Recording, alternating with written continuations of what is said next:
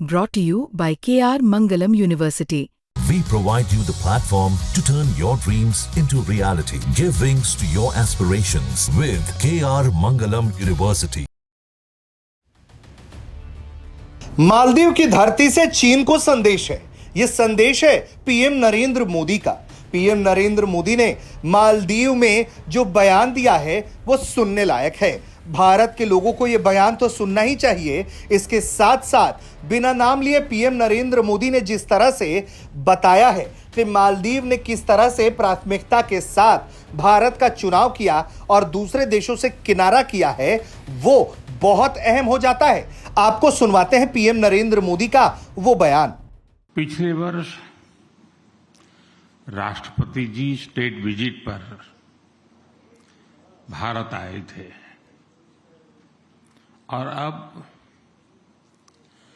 उनके कार्यकाल का पहला स्टेट गेस्ट बनने का सौभाग्य मुझे मिला है।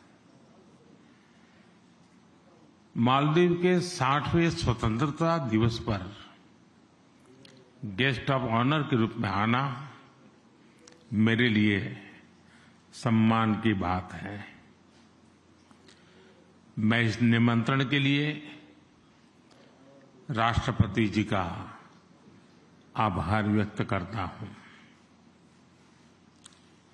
और सभी भारतवासियों की ओर से मालदीव के लोगों को हार्दिक शुभकामनाएं देता हूं। इस वर्ष भारत मालदीव संबंधों की भी 60वीं वर्षगांठ मनाई जा रही है। इस सुखद संयोग ने मेरी इस यात्रा को और भी विशेष बना दिया है।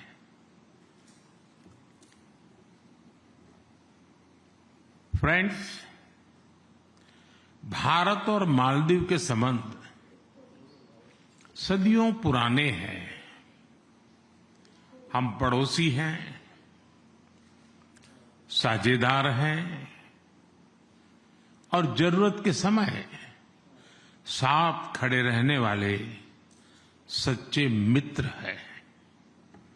जैसा मैंने पहले भी कहा है, मालदीव भारत की नेबरहुड फर्स्ट पॉलिसी में विशेष स्थान रखता है।